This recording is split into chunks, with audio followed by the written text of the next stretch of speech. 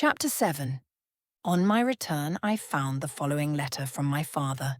My dear Victor, you have probably waited impatiently for a letter to fix the date of your return to us, and I was at first tempted to write only a few lines, merely mentioning the day on which I should expect you. But that would be a cruel kindness, and I dare not do it. What would be your surprise, my son, when you expected a happy and glad welcome, to behold, on the contrary, tears and wretchedness? And how, Victor, can I relate our misfortune? Absence cannot have rendered you callous to our joys and griefs, and how shall I inflict pain on my long-absent son? I wish to prepare you for the woeful news, but I know it is impossible. Even now your eye skims over the page to seek the words which are to convey to you the horrible tidings. William is dead, that sweet child whose smiles lighted and warmed my heart, who was so gentle yet so gay. Victor, he is murdered. I will not attempt to console you, but will simply relate the circumstances of the transaction. Last Thursday, May 7th, I, my niece, and your two brothers went to walk in Plainpalais. The evening was warm and serene, and we prolonged our walk farther than usual. It was already dusk before we thought of returning, and then we discovered that William and Ernest, who had gone on before, were not to be found. We accordingly rested on a seat until they should return. Presently Ernest came, and inquired if we had seen his brother. He said that he had been playing with him, that William had run away to hide himself, and that he vainly sought for him, and afterwards waited for him a long time, but that he did not return. This account rather alarmed us, and we continued to search for him until night fell, when Elizabeth conjectured that he must have returned to the house. He was not. Oh, there. We returned again, with torches, for I could not rest when I thought that my sweet boy had lost himself, and was exposed to all the damps and dews of night. Elizabeth also suffered extreme anguish. About 5 in the morning, I discovered my lovely boy, whom the night before I had seen blooming and active in health, stretched on the grass, livid and motionless. The print of the murderer's finger was on his neck. He was conveyed home, and the anguish that was visible in my countenance betrayed the secret to Elizabeth. She was very earnest to see the corpse. At first I attempted to prevent her, but she persisted, and entering the room where it lay, hastily examined the neck of the victim, and clasping her hands, exclaimed, "Oh God, I have murdered my darling child." She fainted, and was restored with extreme difficulty. When she again lived, it was only to weep and sigh. She told me that that same evening William had teased her to let him wear a very valuable miniature that she possessed of your mother. This picture is gone, and was doubtless the temptation which urged the murderer to the deed. We have no trace of him at present, although our exertions to discover him are unremitted, but they will not restore my beloved William. Come, dearest Victor, you alone can console Elizabeth. She weeps continually, and accuses herself unjustly as the cause of his death. Her words pierce my heart. We are all unhappy, but will not that be an additional motive for you, MV son, to return and be our comforter? Your dear mother. Alas, Victor, I now say, thank God she did not live to witness the cruel, miserable death of her youngest darling.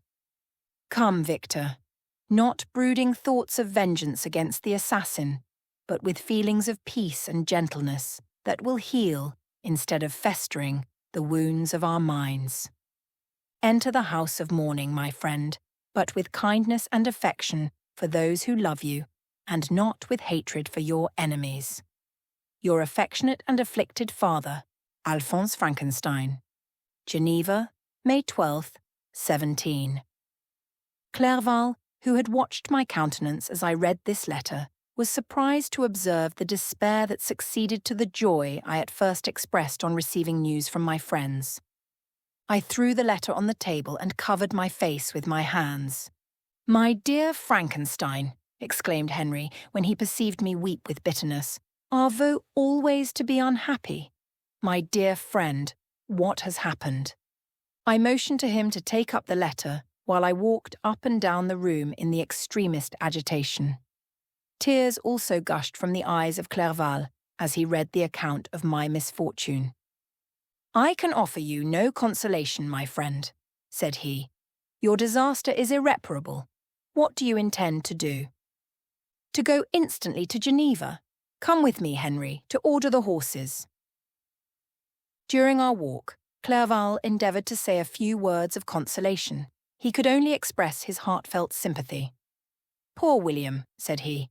"Dear lovely child, he now sleeps with his angel mother.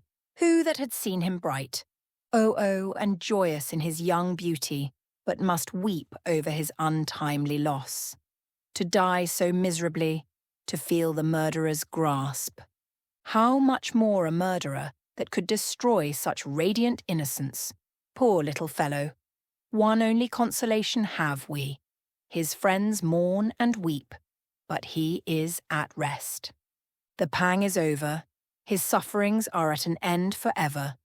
A sod covers his gentle form, and he knows no pain. He can no longer be a subject for pity. We must reserve that for his miserable survivors." Clerval spoke thus as we hurried through the streets. The words impressed themselves on my mind, and I remembered them afterwards in solitude. But now, as soon as the horses arrived, I hurried into a cabriolet and bade farewell to my friend. My journey was very melancholy. At first, I wished to hurry on, for I longed to console and sympathize with my loved and sorrowing friends. But when I drew near my native town, I slackened my progress. I could hardly sustain the multitude of feelings that crowded into my mind. I passed through scenes familiar to my youth, but which I had not seen for nearly 6 years. How altered everything might be during that time! One sudden and desolating change had taken place, but 1,000 little circumstances might have by degrees worked other alterations, which, although they were done more tranquilly, might not be the less decisive. Fear overcame me. I dared hot advance, dreading 1,000 nameless evils that made me tremble, although I was unable to define them. I remained 2 days at Lausanne, in this painful state of mind. I contemplated the lake. The waters were placid. All around was calm, and the snowy mountains, the palaces of nature, were not changed. By degrees, the calm and heavenly scene restored me, and I continued my journey towards Geneva. The road ran by the side of the lake, which became narrower as I approached my native town. I discovered more distinctly the black sides of Jura and the bright summit of Mont Blanc. I wept like a child.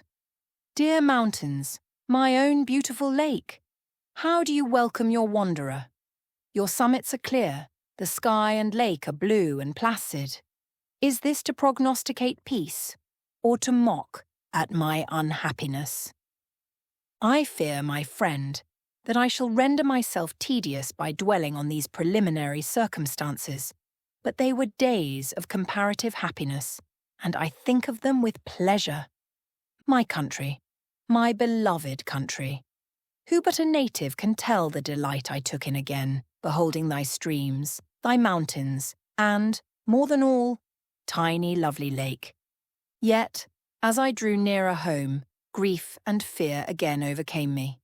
Night also closed around, and when I could hardly see the dark mountains, I felt still more gloomily.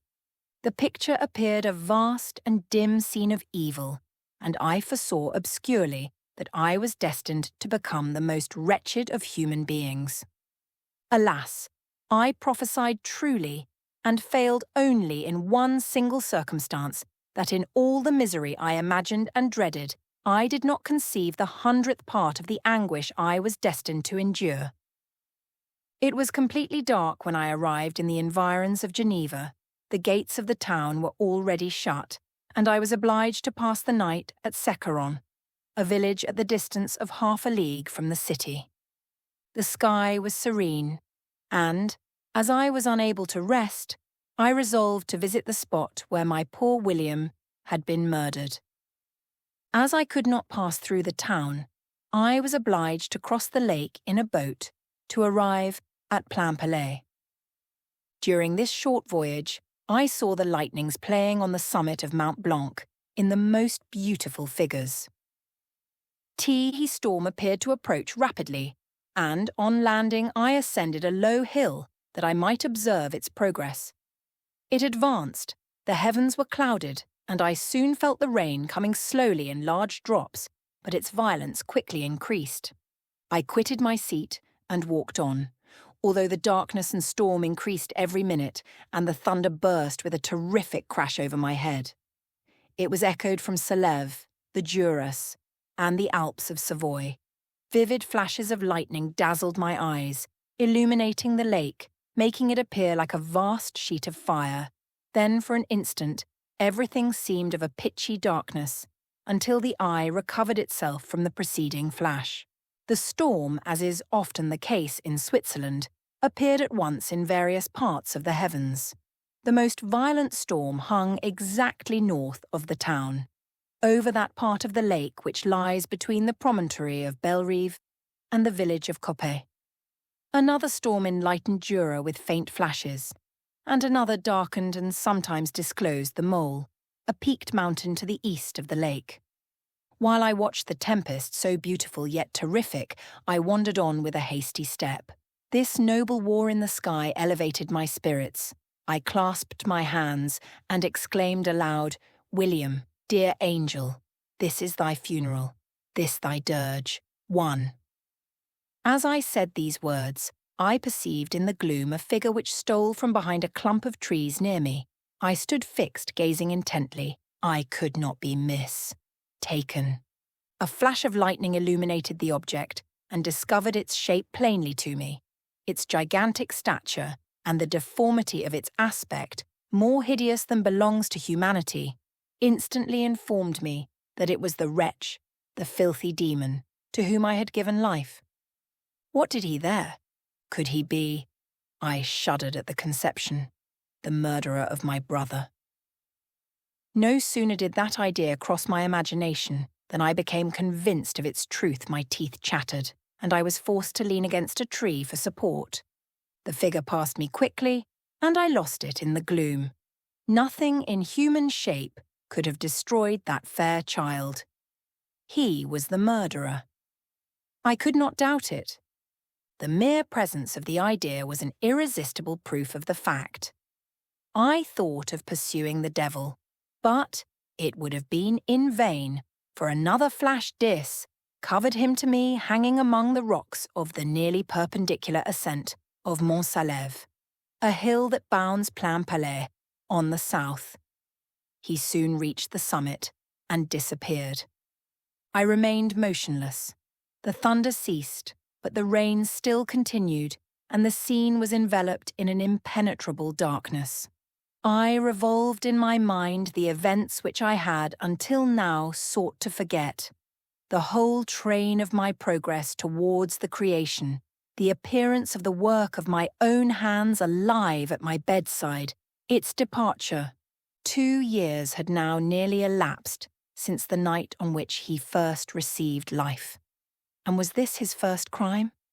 Alas, I had turned loose into the world a depraved wretch, whose delight was in carnage and misery. Had he not murdered my brother? No one can conceive the anguish I suffered during the remainder of the night, which I spent cold and wet in the open air. But I did not feel the inconvenience of the weather.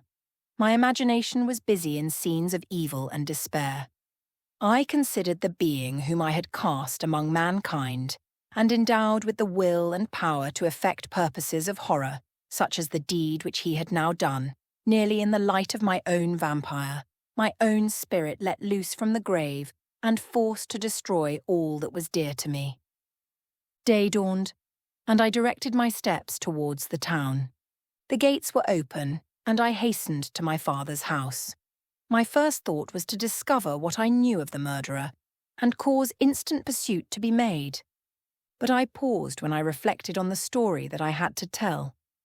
A being whom I myself had formed and endued with life had met me at midnight among the precipices of an inaccessible mountain. I remembered also the nervous fever with which I had been seized just at the time that I dated my creation, and which would give an air of delirium to a tale otherwise so utterly improbable. One well knew that if any other had communicated such a relation to me, I should have looked upon it as the ravings of insanity. Besides, the strange nature of the animal would elude all pursuit, even if I were so far credited as to persuade my relatives to commence it. And then, of what use would be pursuit? Who could arrest a creature capable of scaling the overhanging sides of Mont Salève? These reflections determined me, and I resolved to remain silent. It was about 5 in the morning when I entered my father's house. I told the servants not to disturb the family and went into the library to attend their usual hour of rising. 6 years had elapsed, passed as a dream but for one indelible trace, and I stood in the same place where I had last embraced my father before my departure for Ingolstadt. Beloved and venerable parent, he still remained to me. I gazed on the picture of my mother, which stood over the mantelpiece. It was an historical subject, painted at my father's desire, and represented Caroline Beaufort in an agony of despair, kneeling by the coffin of her dead father. Her garb was rustic, and her cheek pale, but there was an air of dignity and beauty that hardly permitted the sentiment of pity. Below this picture was a miniature of William, and my tears flowed when I looked upon it. While I was thus engaged, Ernest entered. He had heard me arrive and hastened to welcome me.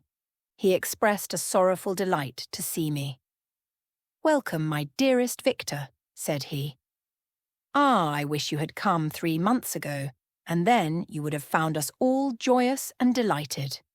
You come to us now to share a misery which nothing can alleviate. Yet your presence will, I hope, revive our father, who seems sinking under his misfortune. And you, our persuasions will induce poor Elizabeth to cease her vain and tormenting self-accusations. Poor William, he was our darling and our pride." Tears unrestrained fell from my brother's eyes. A sense of mortal agony crept over my frame. Before I had only imagined the wretchedness of my desolated home, the reality came on me as a new and a not less terrible disaster. I tried to calm Ernest. I inquired more minutely concerning my father, and her I named my cousin. "She, most of all," said Ernest, "requires consolation. She accused herself of having caused the death of my brother, and that made her very wretched. But since the murderer has been discovered—" "The murderer discovered? Good God, how can that be? Who could attempt to pursue him?" "It is impossible. One might as well try to overtake the winds or confine a mountain stream with a straw. I saw him too. He was free last night." "I do not know what you mean," replied my brother in accents of wonder. "But to us the discovery we have made completes our misery. No one would believe it at first, and even now Elizabeth will not be convinced, notwithstanding all the evidence. Indeed, who would credit that Justine Moritz, who was so amiable and fond of all the family, could suddenly become capable of so frightful, so appalling a crime?" "Justine Moritz? Poor, poor girl, is she the accused? But it is wrongfully. Everyone knows that. No one believes it, surely, Ernest?" "No one did at first, but several circumstances came out that have almost forced conviction upon us. And her own behaviour has been so confused as to add to the evidence of facts a weight that, I fear, leaves no hope for doubt. But she will be tried today, and you will then hear all." He related that, the morning on which the murder of poor William had been discovered, Justine had been taken ill and confined to her bed for several days. During this interval, one of the servants, happening to examine the apparel she had worn on the night of the murder, had discovered in her pocket the picture of my mother, which had been judged to be the temptation of the murderer. The servant instantly showed it to one of the others, who, without saying a word to any of the family, went to a magistrate. And, upon their deposition, Justine was apprehended. On being charged with the fact, the poor girl confirmed the suspicion in a great measure by her extreme confusion of manner.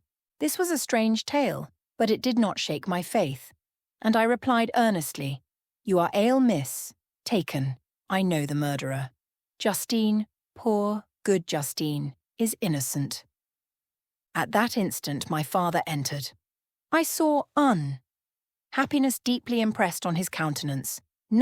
He endeavoured to welcome me cheerfully. And, after we had exchanged our mournful greeting, would have introduced some other topic than that of our disaster, had not Ernest exclaimed, "Good God, Papa! Victor says that he knows who was the murderer of poor William." "We do also, unfortunately," replied my father, "for indeed I had rather have been forever ignorant than have discovered so much depravity and ingratitude in one I valued so highly." "My dear father, you are mistaken. Justine is innocent. If she is, God forbid that she should suffer as guilty. She is to be tried today, and I sincerely hope, that she will be acquitted." This speech calmed me. I was firmly convinced in my own mind that Justine, and indeed every human being, was guiltless of this murder. I had no fear, therefore, that any circumstantial evidence could be brought forward strong enough to convict her. My tale was not one to announce publicly. Its astounding horror would be looked upon as madness by the vulgar. Did anyone indeed exist, except I, the creator, who would believe, unless his senses convinced him, in the existence of the living monument of presumption and rash ignorance which I had let loose upon the world? We were soon joined by Elizabeth. Time had altered her since I last beheld her. It had endowed her with loveliness, surpassing the beauty of her childish years. There was the same candour, the same vivacity, but it was allied to an expression more full of sensibility and intellect. She welcomed me with the greatest affection. "Your arrival, my dear cousin," said she, "fills me with hope. You perhaps will find some means to justify my poor guiltless Justine. Alas, who is safe if she be convicted of crime? I rely on her innocence as certainly as I do upon my own. Our misfortune is doubly hard to us. We have not only lost that lovely darling boy, but this poor girl, whom I sincerely love, is to be torn away by even a worse fate. If she is condemned, I never shall know joy more. But she will not, I am sure she will not, and then I shall be happy again, even after the sad death of my little William." "She is innocent, my Elizabeth," said I, "and that shall be proved. Fear nothing, but let your spirits be cheered by the assurance of her acquittal."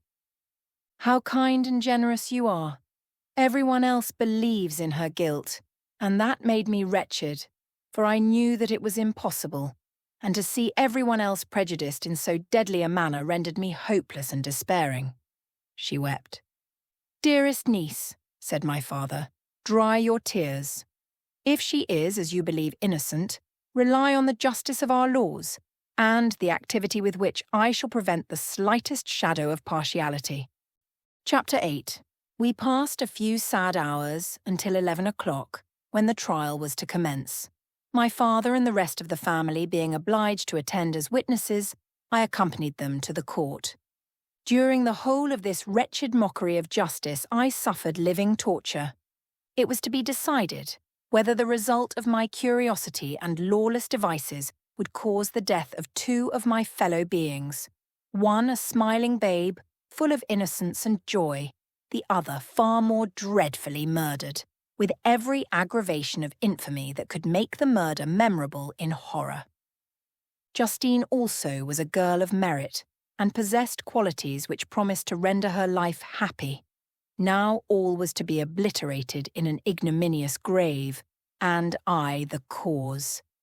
1,000 times rather would I have confessed myself guilty of the crime ascribed to Justine. But I was absent when it was committed, and such a declaration would have been considered as the ravings of a madman, and would not have exculpated her who suffered through me. The appearance of Justine was calm. She was dressed in mourning, and her countenance, always engaging, was rendered, by the solemnity of her feelings, exquisitely beautiful. Yet she appeared confident in innocence, and did not tremble, although gazed on and execrated by thousands, for all the kindness which her beauty might otherwise have excited was obliterated in the minds of the spectators by the imagination of the enormity she was supposed to have committed. She was tranquil, yet her tranquillity was evidently constrained, and as her confusion had before been adduced as a proof of her guilt, she worked up her mind to an appearance of courage. When she entered the court, she threw her eyes round it and quickly discovered where we were seated. A tear seemed to dim her eye when she saw us, but she quickly recovered herself, and a look of sorrowful affection seemed to attest her utter guiltlessness. The trial began, and, after the advocate against her had stated the charge, several witnesses were called. Several strange facts combined against her, which might have staggered anyone who had not such proof of her innocence as I had. She had been out the whole of the night on which the murder had been committed, and towards morning had been perceived by a market woman not far from the spot where the body of the murdered child had been afterwards found. The woman asked her what she did there, but she looked very strangely, and only returned a confused and unintelligible answer. She returned to the house about 8 o'clock, and when one inquired where she had passed the night, she replied that she had been looking for the child, and demanded earnestly if anything had been heard concerning him. When shown the body, she fell into violent hysterics and kept her bed for several days.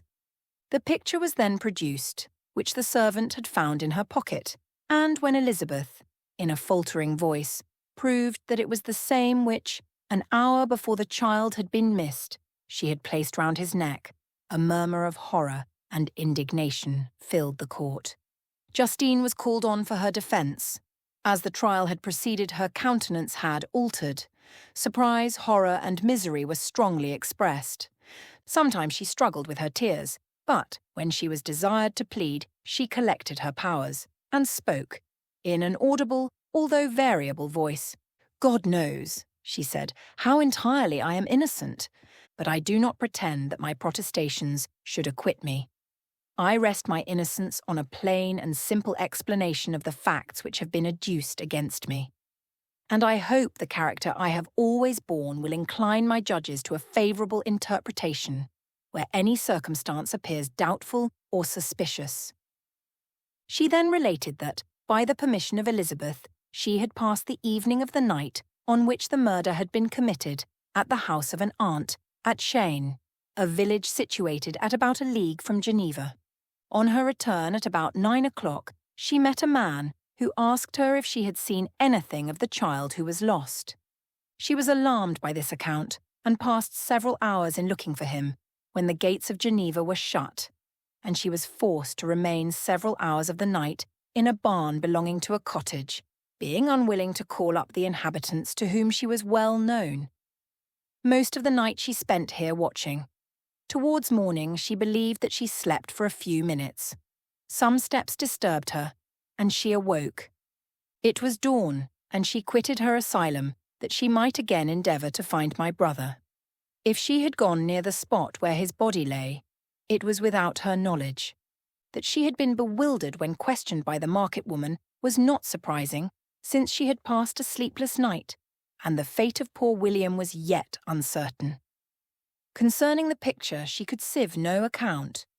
"I know," continued the unhappy victim, "how heavily and fatally this one circumstance weighs against me, but I have no power of explaining it, and when I have expressed my utter ignorance, I am only left to conjecture concerning the probabilities by which it might have been placed in my pocket. But here also I am checked. I believe that I have no enemy on earth. and none surely would have been so wicked as to destroy me wantonly. Did the murderer place it there? I know of no opportunity afforded him for so doing, or, if I had, why should he have stolen the jewel, to part with it again so soon? I commit my cause to the justice of my judges, yet I see no room for hope. I beg permission to have a few witnesses examined concerning my character, and if their testimony shall not overweigh my supposed guilt, I must be condemned, although I would pledge my salvation on my innocence. Several witnesses were called who had known her for many years, and they spoke well of her, but fear and hatred of the crime of which they supposed her guilty rendered them timorous and unwilling to come forward. Elizabeth saw even this last resource, her excellent dispositions and irreproachable conduct, about to fail the accused when, although violently agitated, she desired permission to address the court.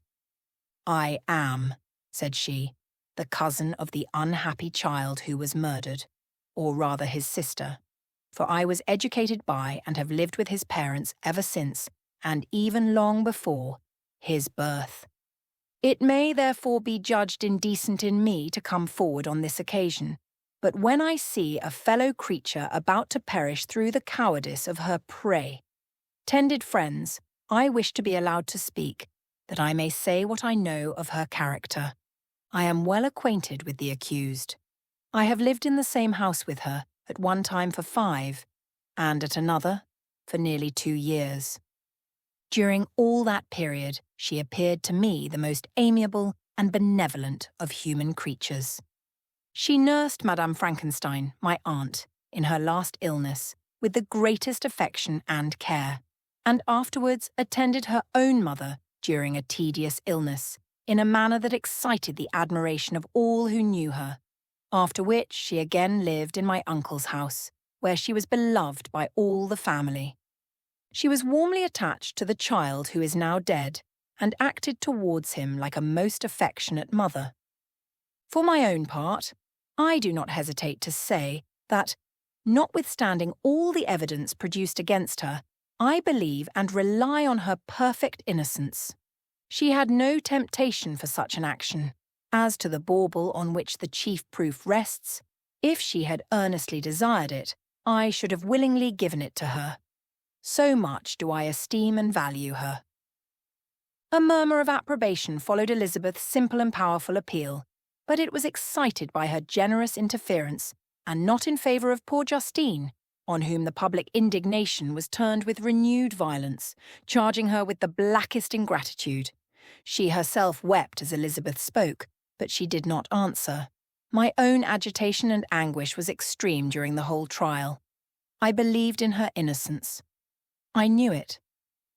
Could the demon who had, I did not for a minute doubt, murdered my brother, also in his hellish sport have betrayed the innocent to death and ignominy?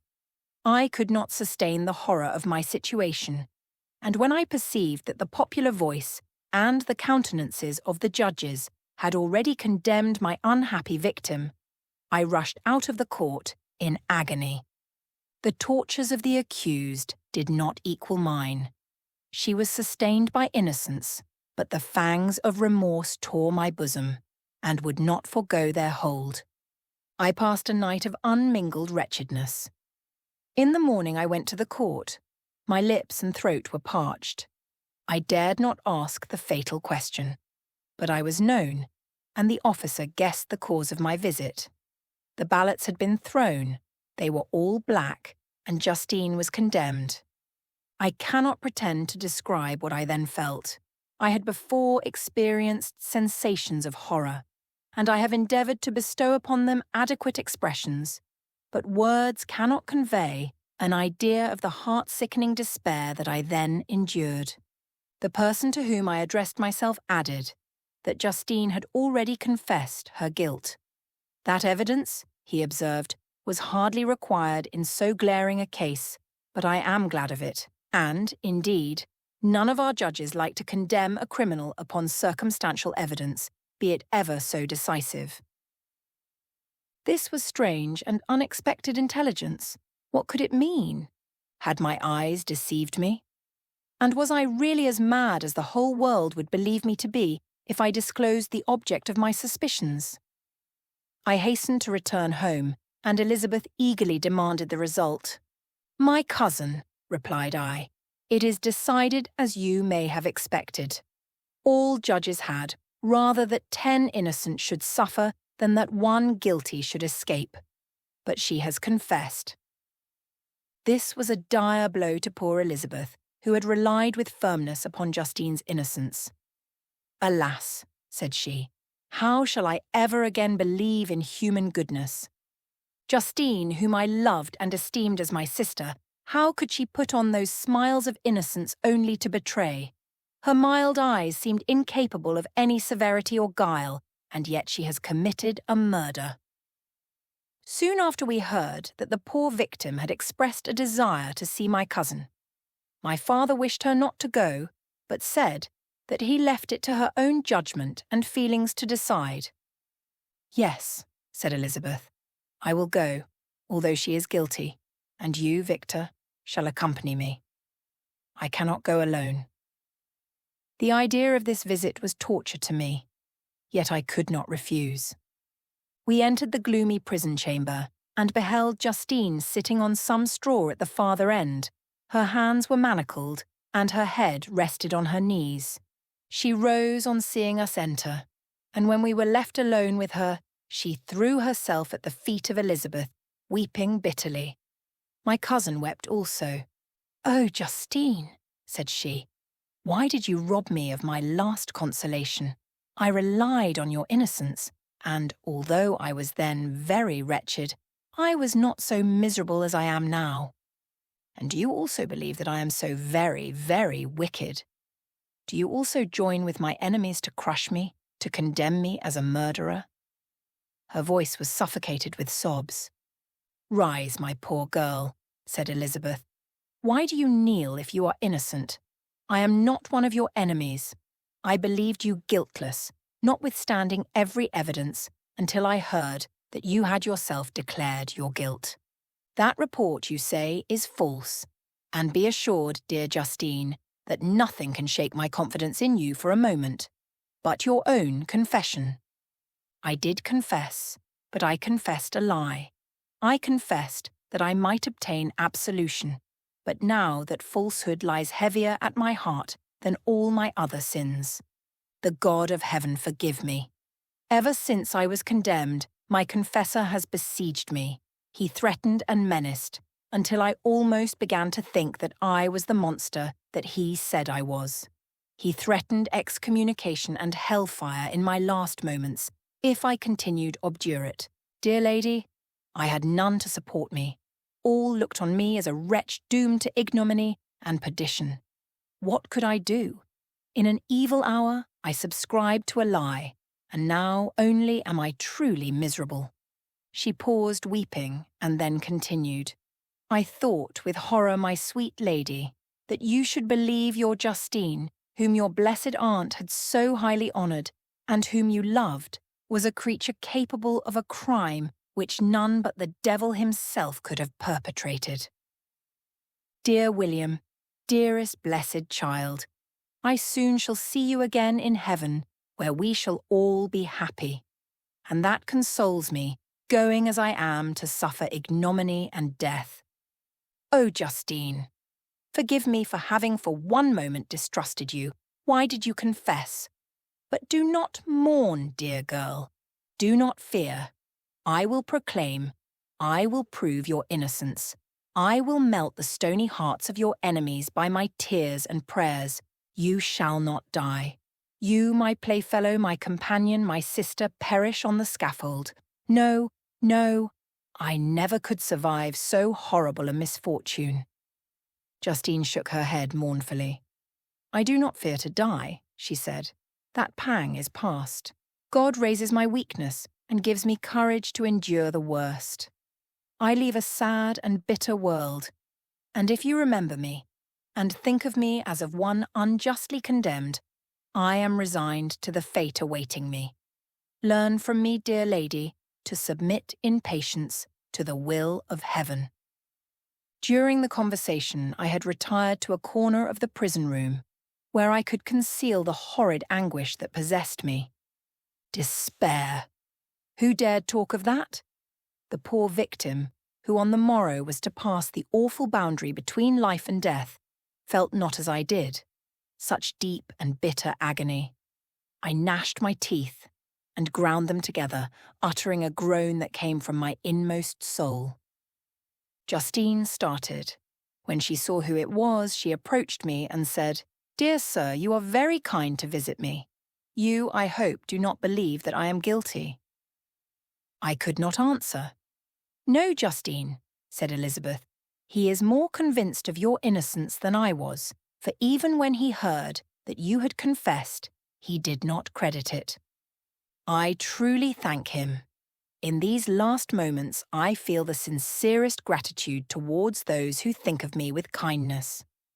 How sweet is the affection of others to such a wretch as I am.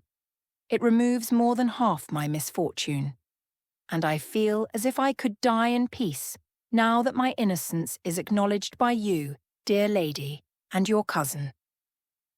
Thus the poor sufferer tried to comfort others and herself.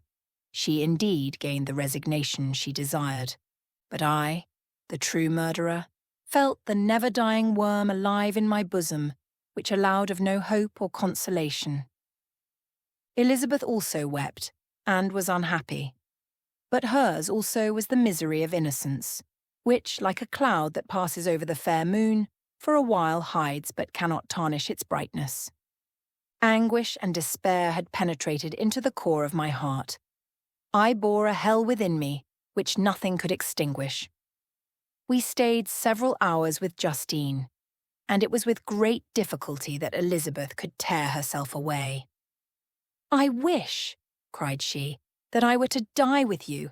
I cannot live in this world of misery."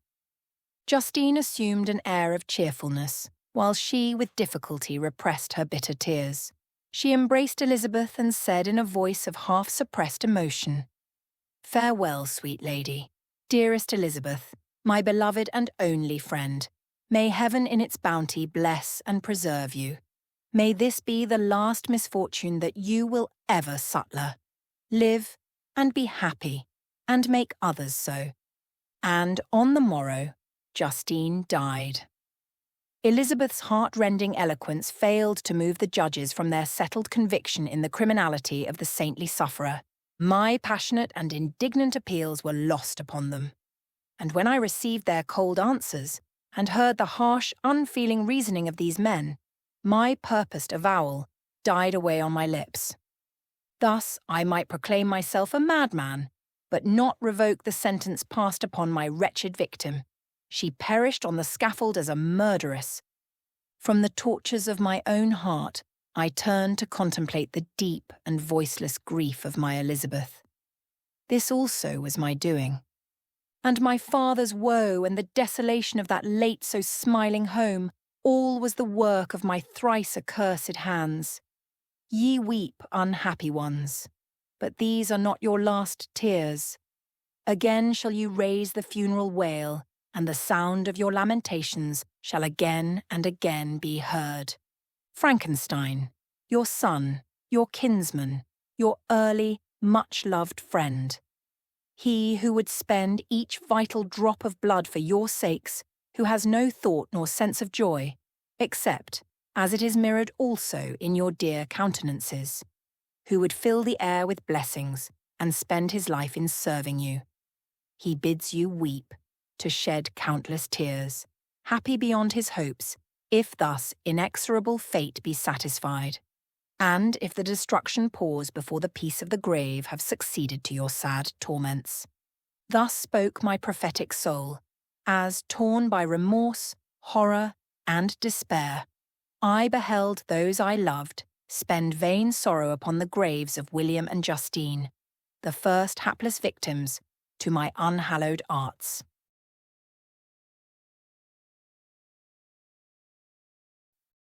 Chapter 9. Nothing is more painful to the human mind than, after the feelings have been worked up by a quick succession of events, the dead calmness of inaction and certainty which follows, and deprives the soul both of hope and fear. Justine died. She rested, and I was alive. The blood flowed freely in my veins, but a weight of despair and remorse pressed on my heart, which nothing could remove. Sleep fled from my eyes. I wandered like an evil spirit, for I had committed deeds of mischief beyond description, horrible, and more, much more, I persuaded myself, was yet behind. Yet my heart overflowed with kindness and the love of virtue.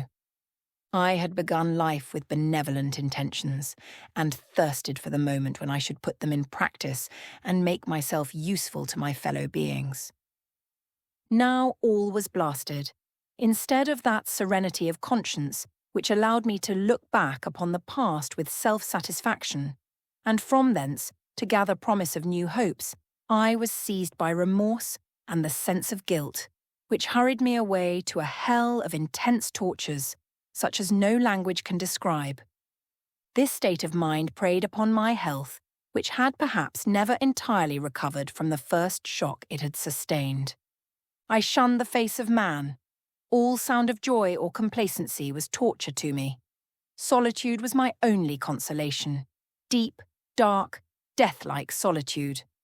My father observed with pain the alteration perceptible in my disposition and habits, and endeavoured by arguments deduced from the feelings of his serene conscience and guiltless life, to inspire me with fortitude and awaken in me the courage to dispel the dark cloud which brooded over me. "Do you think, Victor," said he, "that I do not suffer also? No one could love a child more than I loved your brother." Tears came into his eyes as he spoke.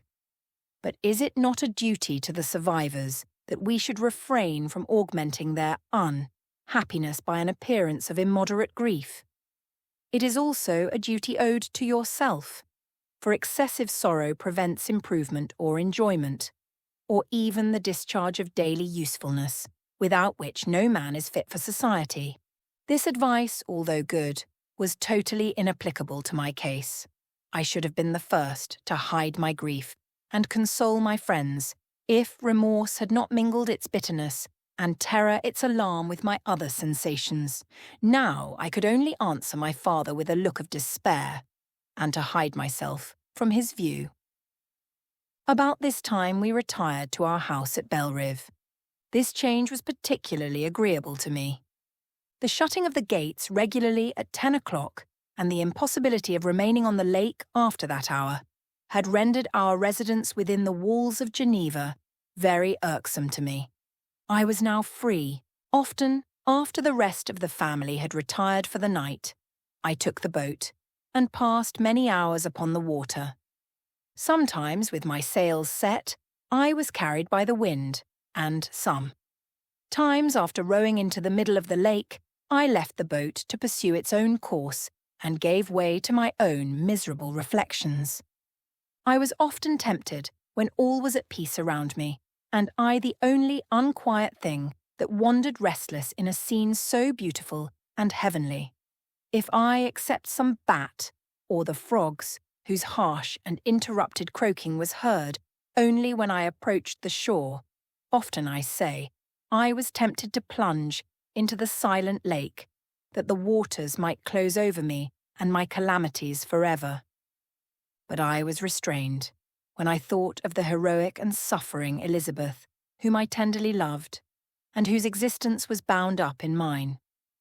I thought also of my father and surviving brother. Should I by my base desertion leave them exposed and unprotected to the malice of the fiend whom I had let loose among them? At these moments I wept bitterly, and wished that peace would revisit my mind only that I might afford them consolation and happiness. But that could not be.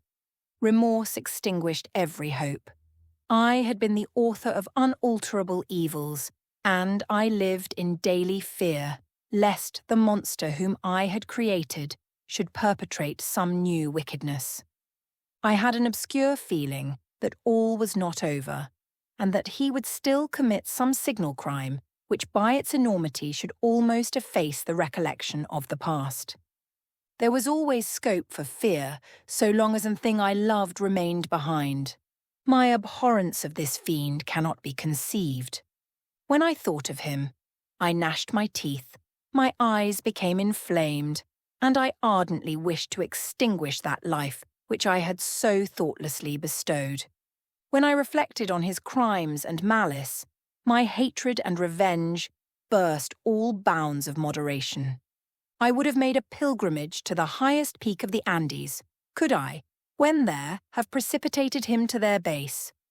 I wished to see him again, that I might wreak the utmost extent of abhorrence on his head and avenge the deaths of William and Justine. Our house was the house of mourning. My father's heart was deeply shaken by the horror of the recent events. Elizabeth was sad and despond. She no longer took delight in her ordinary occupations. All pleasure seemed to her sacrilege toward the dead. Eternal woe and tears, she then thought, was the just tribute she should pay to innocence so blasted and destroyed. She was no longer that happy creature who in earlier youth wandered with me on the banks of the lake and talked with ecstasy of our future prospects. The first of those sorrows which are sent to wean us from the earth had visited her, and its dimming influence quenched her dearest smiles. "When I reflect, my dear cousin," said she, "on the miserable death of Justin Moritz, I no longer see the world and its works as they before appeared to me. Before I looked upon the accounts of vice and injustice that I read in books or heard from others as tales of ancient days or imaginary evils. At least they were remote and more familiar to reason than to the imagination. But now misery has come home, and men appear to me as monsters thirsting for each other's blood. Yet I am certainly unjust. Everybody believed that poor girl to be guilty, and if she could have committed the crime for which she suffered, assuredly she would have been the most depraved of human creatures. For the sake of a few jewels, to have murdered the son of her benefactor and friend, a child whom she had nursed from its birth, and appeared to love as if it had been her own.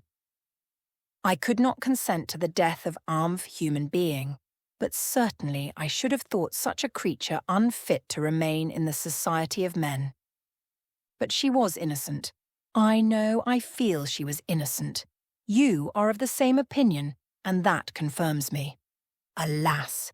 Victor, when falsehood can look so like the truth, who can assure them, selves of certain happiness? I feel as if I were walking on the edge of a precipice, towards which thousands are crowding and endeavouring to plunge me into the abyss. William and Justine were assassinated, and the murderer escapes. He walks about the world free, and perhaps respected. But even if I were condemned to suffer on the scaffold for the same crimes, I would not change places with such a wretch. I listened to this discourse with the extremest agony. I, not in deed, but in effect, was the true murderer. Elizabeth read my anguish in my countenance, and, kindly taking my hand, said, "My dearest friend, you must calm yourself. These events have affected me, God knows how deeply, but I am not so wretched as you are. There is an expression of despair and sometimes of revenge in your countenance that makes me tremble. Dear Victor, banish these dark passions. Remember the friends around you who centre all their hopes in you. Have we lost the power of rendering you happy? Ah, while we love, while we are true to each other, here in this land of peace and beauty, your native country, we may reap ever of tranquil blessing. What can disturb our peace?" And could not such words from her whom I fondly prized before ever other gift of fortune suffice to chase away the fiend that lurked in my heart? Even as she spoke, I drew near to her, as if in terror, lest at that very moment the destroyer had been near to rob me of her. Thus, not the tenderness of friendship, nor the beauty of earth, nor of heaven, could redeem my soul from woe. The very accents of love were ineffect pall. I was encompassed by a cloud which no beneficial influence could penetrate. the wounded deer dragging its fainting limbs to some untrodden brake, there to gaze upon the arrow which had pierced it and to die, was but a type of me. Sometimes I could cope with the sullen despair that overwhelmed me, but sometimes the whirlwind passions of my soul drove me to seek, by bodily exercise and by change of place, some relief from intolerable sensations. It was during an access of this kind that I suddenly left my home and, bending my steps towards the near alpine valleys, sought in the magnificence, the eternity of such scenes, to forget myself and my ephemeral, because human, sorrows. My wanderings were directed towards the valley of Chamoux. I had visited it frequent of during my boyhood. 6 years had passed since then. I was a wreck, but naught had changed in those savage and enduring scenes. I performed the first part of my journey on horseback. I afterwards hired a mule, as the more sure-footed and least liable to receive injury on these rugged roads. The weather was fine. It was about the middle of the month of August, nearly 2 months after the death of Justine, that miserable epoch from which I dated all my woe. The weight upon my spirit was sensibly lightened as I plunged yet deeper in the ravine of Arve. The immense mountains and precipices that overhung me on every side, the sound of the river raging among the rocks, and the dashing of the waterfalls around spoke of a power mighty as omnipotence. And I ceased to fear or to bend before any being less almighty than that which had created and ruled the elements, here displayed in their most horrific guise. Still, as I ascended higher, the valley assumed a more magnificent and astonishing character. Ruined castles hanging on the precipices of piny mountains, the tuus Arve, and cottages every here and there peeping forth from among the trees, formed a scene of singular beauty. But it was augmented and rendered sublime by the mighty Alps, whose white and shining pyramids and domes towered above all, as belonging to another earth, the habitations of another race of beings. I passed the bridge of Police, where the ravine which the river forms opened before me, and I began to ascend the mountain that overhangs it. Soon after I entered the valley of Chamonix. This valley is more wonderful and sublime, but not so beautiful and picturesque, as that of Servox, through which I had just passed. The high and snowy mountains were its immediate boundaries, but I saw no more ruined castles and fertile fields. Immense glaciers approached the road. I heard the rumbling thunder of the falling avalanche, and marked the smoke of its passage. Mont Blanc, the supreme and magnificent Mont Blanc, raised itself from the surrounding aiguilles, and its tremendous dome overlooked the valley. A tingling, long-lost sense of pleasure often came across me during this journey. Some turn in the road, some new objects suddenly perceived and recognized, reminded me of days gone by and were associated with the light-hearted gaiety of boyhood. The very winds whispered in soothing accents, and maternal nature bade me weep no more. Then again the kindly influence ceased to act. I found myself fettered again to grief, and indulging in all the misery of reflection. Then I spurred on my animal, striving so to forget the world, my fears, and, more than all, myself. Or, in a more desperate fashion, I alighted, and threw myself on the grass, weighed down by horror and despair. At length I arrived at the village of Chamonix. Exhaustion succeeded to the extreme fatigue, both of body and of mind, which I had endured. For a short space of time I remained at the window, watching the pallid lightnings that played above Mont Blanc, and listening to the rushing of the Arve, which pursued its noisy way beneath. The same lulling sounds acted as a lullaby to my too keen sensations. When I placed my head upon my pillow, sleep crept over me. I felt it as it came, and blessed the giver of oblivion.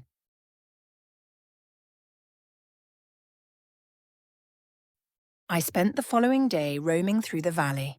I stood beside the sources of the Arve, which take their rise in a glacier, that with slow pace is advancing down from the summit of the hills to barricade the valley. The abrupt sides of vast mountains were before me. The icy wall of the glacier overhung me. A few shattered pines were scattered around, and the solemn silence of this glorious presence chamber of imperial nature was broken only by the brawling waves or the fall of some vast fragment, the thunder sound of the avalanche, or the cracking, reverberated along the mountains of the accumulated ice, which, through the silent working of immutable laws, was ever and anon rent and torn, as if it had been but a plaything in their hands. These sublime and magnificent scenes afforded me the greatest consolation that I was capable of receiving. They elevated me from all littleness of feeling, and although they did not remove my grief, they subdued and tranquilized it. In some degree, also, they diverted my mind from the thoughts over which it had brooded for the last month. I retired to rest at night. My slumbers, as it were, waited on and ministered to by the assemblance of grand shapes which I had contemplated during the day. They congregated round me, the unstained snowy mountain top, the glittering pinnacle, the pine woods, and ragged bare ravine, the eagle soaring amidst the clouds. They all gathered round me and bade me be at peace. Where had they fled when the next morning one awoke? All of soul-inspiriting fled with sleep, and dark melancholy clouded every thought. The rain was pouring in torrents, and thick mists hid the summits of the mountains, so that I even saw not the faces of those mighty friends. Still I would penetrate their misty veil, and seek them in their cloudy retreats. What were rain and storm to me? My mule was brought to the door, and I resolved to ascend to the summit of Montarvert. I remembered the effect that the view of the tremendous and ever-moving glacier had produced upon my mind when I first saw it. It had then filled me with a sublime ecstasy that gave wings to the soul and allowed it to soar from the obscure world to light and joy. The sight of the awful and majestic in nature had indeed always the effect of solemnizing my mind and causing me to forget the passing cares of life. I determined to go without a guide, for I was well acquainted with the path, and the presence of another would destroy the solitary grandeur of the scene.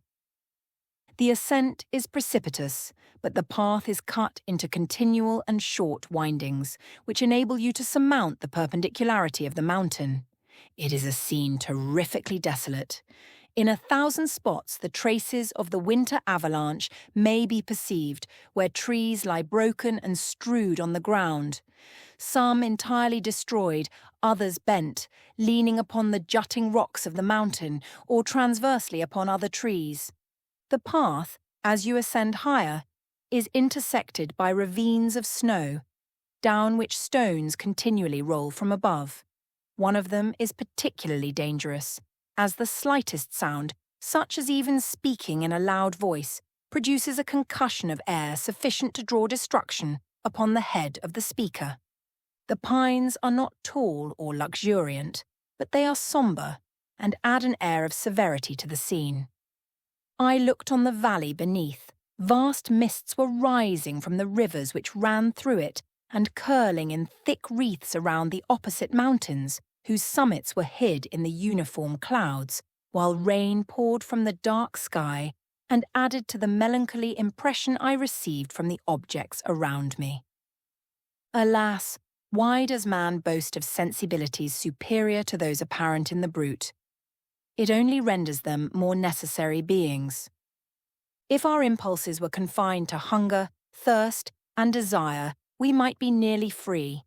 But now we are moved by every wind that blows, and a chance word or scene that word may convey to us. We rest. A dream has power to poison sleep.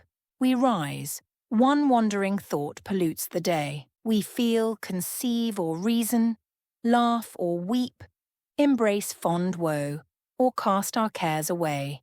It is the same, for be it joy or sorrow, the path of its departure still is free. Man's yesterday may ne'er be like his morrow. Naught may endure but mutability. It was nearly noon when I arrived at the top of the ascent. For some time I sat upon the rock that overlooks the sea of ice. A mist covered both that and the surrounding mountains. Presently a breeze dissipated the cloud, and I descended upon the glacier. The surface is very uneven, rising like the waves of a troubled sea, descending low and interspersed by rifts that sink deep. The field of ice is almost a league in width, but I spent nearly 2 hours in crossing it. The opposite mountain is a bare, perpendicular rock. From the side where I now stood, Montenvers was exactly opposite, at the distance of a league, and above it rose Mont Blanc in awful majesty. I remained in a recess of the rock, gazing on this wonderful and stupendous scene. The sea, or rather the vast river of ice, wound among its dependent mountains, whose aerial summits hung over its recesses. Their icy and glittering peaks shone in the sunlight over the clouds. My heart, which was before sorrowful, now swelled with something like joy. I exclaimed, "Wandering spirits, if indeed ye wander, and do not rest in your narrow beds, allow me this faint happiness, or take me, as your companion, away from the joys of life." As I said this, I suddenly beheld the figure of a man, at some distance, advancing towards me with superhuman speed. He bounded over the crevices in the ice among which I had walked with caution. His stature also, as he approached, seemed to exceed that of man. I was troubled. A mist came over my eyes, and I felt a faintness seize me, but I was quickly restored by the cold gale of the mountains. I perceived, as the shape came nearer, sight tremendous and abhorred, that it was the wretch whom I had created. I trembled with rage and horror, resolving to wait his approach and then close with him in mortal combat. He approached. His countenance bespoke bitter anguish, combined with disdain and malignity, while its unearthly ugliness rendered it almost too horrible for human eyes.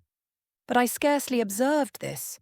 Rage and hatred had at first deprived me of utterance, and I recovered only to overwhelm him with words expressive of furious detestation and contempt. "Devil!" I exclaimed, "do you dare approach me? And do not you fear the fierce vengeance of my arm wreaked on your miserable head? Begone, vile insect! Or rather stay, that I may trample you to dust, and, oh, that I could, with the extinction of your miserable existence, restore those victims whom vous have so diabolically murdered." "I expected this reception," said the demon. "All men hate the wretched. How, then, must I be hated, who am miserable beyond all living things? Yet you, my creator, detest and spurn me, thy creature, to whom thou art bound by ties only dissoluble by the annihilation of one of us. You purpose to kill me. How dare you sport thus with life? Do your duty towards me, and I will do mine towards you and the rest of mankind. If you will comply with my conditions, I will leave them, and you at peace. But if you refuse, I will glut the maw of death, until it be satiated with the blood of your remaining friends. Abhorred monster, fiend that thou art, the tortures of hell are too mild a vengeance for thy crimes. Wretched devil! You reproach me with your creation. Come on, then, that I may extinguish the spark which I so negligently bestowed." My rage was without bounds. I sprang on him, impelled by all the feelings which can arm one being against the existence of another. He easily eluded me and said, "Be calm. I entreat you to hear me before you give vent to your hatred on my devoted head. Have I not suffered enough that you seek to increase my misery? Life, although it may only be an accumulation of anguish, is dear to me, and I will defend it. Remember, thou hast made me more powerful than thyself. My height is superior to thine, my joints more supple. But I will not be tempted to set myself in opposition to thee. I am thy creature, and I will be even mild and docile to my natural lord and king, if thou wilt also perform thy part, the which thou owest me. O Frankenstein, be not equitable to every other, and trample upon me alone, to whom thy justice, and even thy clemency and affection, is most due. Remember that I am thy creature. I ought to be thy Adam, but I am rather the fallen angel, whom thou drivest from joy for no misdeed. Everywhere I see bliss, from which I alone am irrevocably excluded. I was benevolent and good. Misery made me a fiend. Make me happy, and I shall again be virtuous. Begone, I will not hear you. There can be no community between Rue and me. We are enemies. Begone, or let us try our strength in a fight, in which one must fall. How e'en I move thee? Will no entreaties cause thee to turn a favourable eye upon thy creature, who implores thy goodness and compassion? Believe me, Frankenstein, I was benevolent. My soul glowed with love and humanity. But am I not alone, miserably alone? You, my creator, abhor me. What hope can I gather from your fellow creatures, who owe me nothing? They spurn and hate me. The desert mountains and dreary glaciers are my refuge. I have wandered here many days. The caves of ice, which I only do not fear, are a dwelling to me, and the only one which man does not grudge. These bleak skies I hail, for they are kinder to me than your fellow beings. If the multitude of mankind knew of my existence, they would do as you do, and arm themselves for my destruction. Shall I not then hate them who abhor me? I will keep no terms with my enemies. I am miserable, and they shall share my wretchedness. Yet it is in your power to recompense me and deliver them from an evil which it only remains for you to make so great that not only you and Vor family, but thousands of others shall be swallowed up in the whirlwinds of its rage. Let your compassion be moved, and do not disdain me. Listen to my tale. When you have heard that, abandon or commiserate me, as you shall judge that I deserve. But hear me, the guilty are allowed, by human laws, bloody as they are, to speak in their own defence before they are condemned. Listen to me, Frankenstein. You accuse me of murder, and yet you would, with a satisfied conscience, destroy your own creature. Oh, praise the eternal justice of man, yet I ask you not to spare me. Listen to me, and then, if you can, and if you will, destroy the work of your hands. Why do you call to my remembrance, I rejoined, circumstances of which I shudder to reflect that I have been the miserable origin and author? Cursed be the day, abhorred devil, in which you first saw light. Cursed, although I curse myself, be the hands that formed you. You have made me wretched beyond expression. You have left me no power to consider whether I am just to you, or not. Begone one, relieve me from the sight of your detested form. Thus I relieve thee, my creator, he said, and placed his hated hands before my eyes, which I flung from me with violence. Thus I take from thee a sight which you abhor. Still thou canst listen to me, and grant me thy compassion. By the virtues that I once possessed, I demand this from you. Hear my tale. It is long and strange, and the temperature of this place is not fitting to your fine sensations. Come to the hut upon the mountain. The sun is yet high in the heavens. Before it descends to hide itself behind yon snowy precipices and illuminate another world, you will have heard my story and can decide.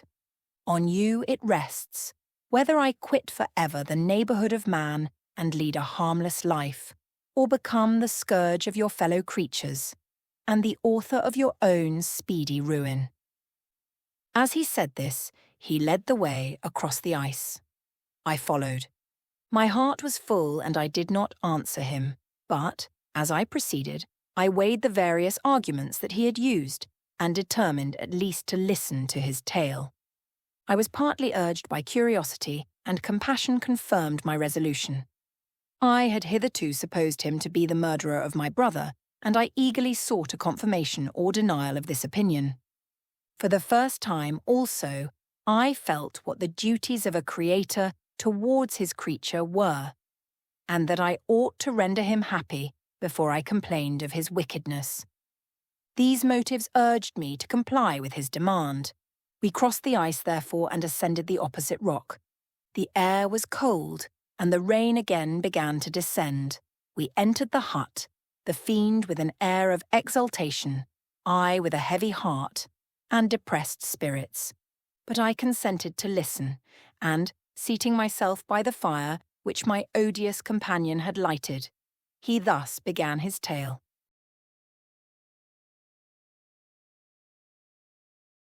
It is with considerable difficulty that I remember the original era of my being. All the events of that period appear confused and indistinct. A strange multiplicity of sensations seized me, and I saw, felt, heard, and smelt at the same time. And it was, indeed, a long time before I learned to distinguish between the operations of my various senses. By degrees I remember a stronger light pressed upon my nerves, so that I was obliged to shut my eyes. Darkness then came over me and troubled me, but hardly had I felt this when, by opening my eyes, as I now suppose, the light poured in upon me again. I walked and, I believe, descended, but I presently found a great alteration in my sensations. Before, dark and opaque bodies had surrounded me, impervious to my touch or sight, but I now found that I could wander on at liberty, with no obstacles which I could not either surmount or avoid. The light became more and more oppressive to me, and, the heat wearying me as I walked, I sought a place where I could receive shade. This was the forest near Ingolstadt, and here I lay by the side of a brook, resting from my fatigue, until I felt tormented by hunger and thirst. This roused me from my nearly dormant state, and I ate some berries which I found hanging on the trees or lying on the ground. I slaked my thirst at the brook, and then, lying down, was overcome by sleep. It was dark when I awoke. I felt cold also, and half frightened, as it were instinctively finding myself so desolate. Before I had quitted your apartment, on a sensation of cold, I had covered myself with some clothes, but these were insufficient to secure me from the dews of night. I was a poor, helpless, miserable wretch. I knew and could distinguish nothing, but feeling pain invade me on all sides, I sat down and wept. Soon a gentle light stole over the heavens and gave me a sensation of pleasure. I started up and beheld a radiant form rise from among the trees. I gazed with a kind of wonder. It moved slowly, but it enlightened my path, and I again went out in search of berries. I was still cold when under one of the trees I found a huge cloak with which I covered myself and sat down upon the ground. No distinct ideas occupied my mind. All was confused. I felt light and hunger and thirst and darkness. Innumerable sounds rung in my ears, and on all sides various scents saluted me. The only object that I could distinguish was the bright moon, and I fixed my eyes on that with pleasure.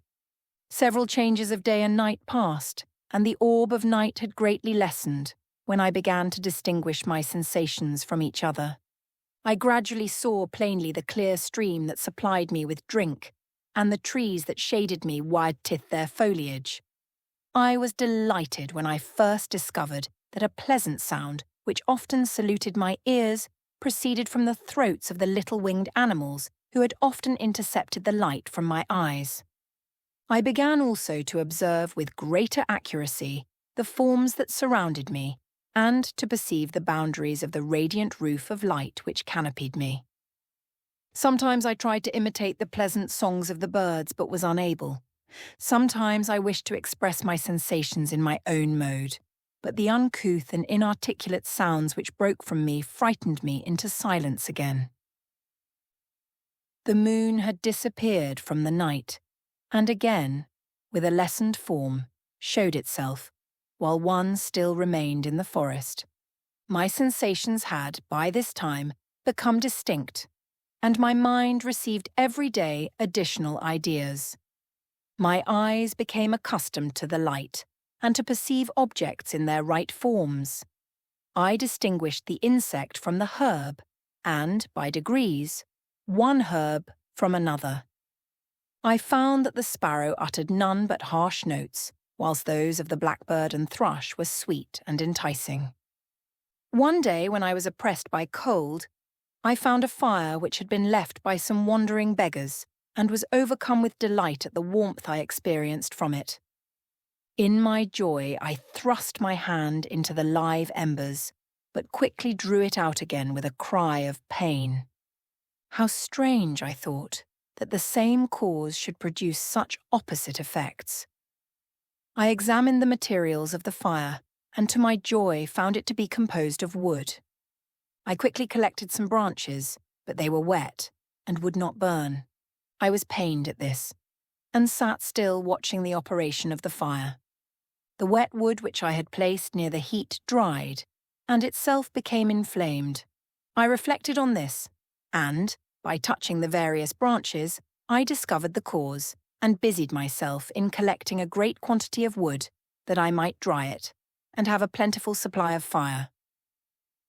When night came on, and brought sleep with it, I was in the greatest fear lest my fire should be extinguished. I covered it carefully with dry wood and leaves, and placed wet branches upon it, and then, spreading my cloak, I lay on the ground and sunk into sleep. It was morning when I awoke, and my first care was to visit the fire. I uncovered it, and a gentle breeze quickly fanned it into a flame. I observed this also, and contrived a fan of branches, which roused the embers when servies were nearly extinguished. When night came again, I found with pleasure that the fire gave light as well as heat, and that the discovery of this element was useful to me in my food, for I found some of the offals that the travellers had left had been roasted, and tasted much more savoury than the berries I gathered from the trees. I tried, therefore, to dress my food in the same manner, placing it on the live embers. I found that the berries were spoiled by this operation, and the nuts and roots much improved. Food, however, became scarce, and I often spent the whole day searching in vain for a few acorns to assuage the pangs of hunger. When I found this, I resolved to quit the place that I had hitherto inhabited, to seek for one where the few wants I experienced would be more easily satisfied. In this emigration, I exceedingly lamented the loss of the fire which I had obtained through accident, and knew not how to reproduce it. I gave several hours to the serious consideration of this difficulty, but I was obliged to relinquish all attempt to supply it, and, wrapping myself up in my cloak, I struck across the wood towards the setting sun. I passed 3 days in these rambles, and at length discovered the open country. A great fall of snow had taken place the night before, and the fields were of one uniform white. The appearance was disconsolate, and I found my feet chilled by the cold, damp substance that covered the ground. It was about 7 in the morning, and I longed to obtain food and shelter. At length, I perceived a small hut on a rising ground, which had doubtless been built for the convenience of some shepherd. This was a new sight to me, and I examined the structure with great curiosity. Finding the door open, I entered. An old man sat in it, near a fire, over which he was preparing his breakfast. He turned on hearing a noise, and, perceiving me, shrieked loudly, and, quitting the hut, ran across the fields with a speed of which his debilitated form hardly appeared capable. His appearance different from any I had ever before seen, and his flight, somewhat surprised me. But I was enchanted by the appearance of the hut. Here the snow and rain could not penetrate, the ground was dry, and it presented to me then as exquisite and divine a retreat as pandemonium appeared to the demons of hell after their sufferings in the lake of fire. I greedily devoured the remnants of the shepherd's breakfast, which consisted of bread, cheese, milk, and wine. The latter, however, I did not like. Then, overcome by fatigue, I lay down among some straw and fell asleep. It was noon when I awoke, and, allured by the warmth of the sun, which shone brightly on the white ground, I determined to recommence my travels, and, depositing the remains of the peasant's breakfast in a wallet I found, I proceeded across the fields for several hours until at sunset I arrived at a village. How miraculous did this appear! The huts, the neater cottages and stately houses engaged my admiration by turns. The vegetables in the gardens, the milk and cheese that I saw placed at the windows of some of the cottages, allured my appetite. One of the best of these one entered, but I had hardly placed my foot within the door before the children shrieked and one of the women fainted. The whole village was roused, some fled, some attacked me, until, grievously bruised by stones and many other kinds of missile weapons, I escaped to the open country and fearfully took refuge in a low hovel, quite bare and making a wretched appearance after the palaces I had beheld in the village. This hovel, however, joined a cottage of a neat and pleasant appearance, but, after my late dearly bought experience, I dared not enter it. My place of refuge was constructed of wood, but so low that I could with difficulty sit upright in it. No wood, however, was placed on the earth which formed the floor, but it was dry. And, although the wind entered it by innumerable chinks, I found it an agreeable asylum from the snow and rain. Here then I retreated, and lay down happy to have found a shelter, however miserable, from the inclemency of the season, and still more from the barbarity of man. As soon as morning dawned, I crept from my kennel, that I might view the adjacent cottage and discover if I could remain in the habitation I had found. It was situated against the back of the cottage, and surrounded on the sides which were exposed by a pigsty and a clear pool of water. One part was open, and by that I had crept in, but now I covered every crevice by which I might be perceived with stones and wood, yet in such a manner that I might move them on occasion to pass out. All the light I enjoyed came through the sky, and that was sufficient for me. Having thus arranged my dwelling and carpeted it with clean straw, I retired, for I saw the figure of a man at a distance, and I remembered too well my treatment the night before to trust myself in his power. I had first, however, provided for my sustenance for that day by a loaf of coarse bread, which I purloined, and a cup with which I could drink, more conveniently than from my hand, of the pure water which flowed by my retreat. The floor was a little raised, so that it was kept perfectly dry, and by its vicinity to the chimney of the cottage, it was tolerably warm. Being thus provided, I resolved to reside in this hovel until something should occur which might alter M.V. determination. It was indeed a paradise compared to the bleak forest, my former residence, the rain-dropping branches, and dank earth. I ate my breakfast with pleasure, and was about to remove a plank to procure myself a little water, when I heard a step, and looking through a small chink, I beheld a young creature, with a pail on her head, passing before my hovel. The girl was young, and of gentle demeanour, unlike what I have since found cottagers and farmhouse servants to be. Yet she was meanly dressed, a coarse blue petticoat, and a linen jacket being her only garb. Her fair hair was plaited, but not adorned. She looked patient, yet sad. I lost sight of her, and in about a quarter of an hour she returned bearing the pail which was now partly filled with milk.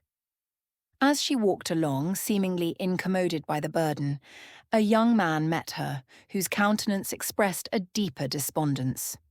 Uttering a few sounds with an air of melancholy, he took the pail from her head, and bore it to the cottage himself. She followed, and disappeared. Presently I saw the young man again, with some tools in his hand, cross the field behind the cottage, and the girl was also busied, sometimes in the house and sometimes in the yard. On examining my dwelling, I found that one of the windows of the cottage had formerly occupied a part of it, but the panes had been filled up with wood. In one of these was a small and almost imperceptible chink, through which the eye could just penetrate.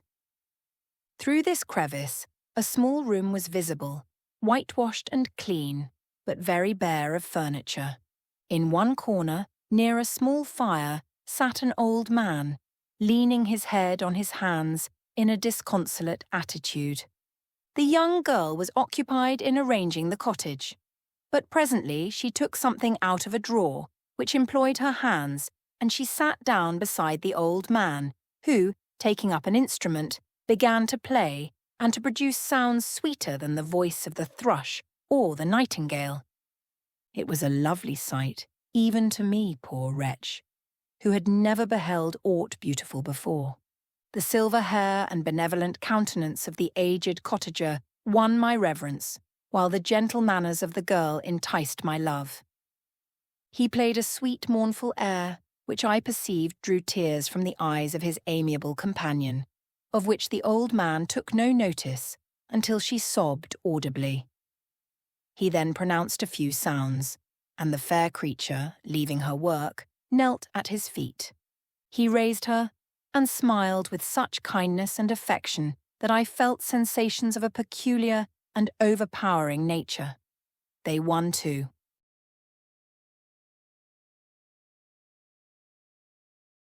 Chapter 12.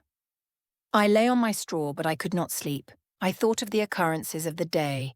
What chiefly struck me was the gentle manners of these people, and I longed to join them, but dared not. I remembered too well the treatment I had suffered the night before from the barbarous villagers, and resolved, whatever course of conduct I might hereafter think it right to pursue, that for the present I would remain quietly in my hovel, watching and endeavouring to discover the motives which influenced their actions. The cottagers arose the next morning before the sun, the young woman arranged the cottage and prepared the food, and the youth departed after the first meal. This day was passed in the same routine as that which preceded it. The young man was constantly employed out of doors, and the girl in various laborious occupations within.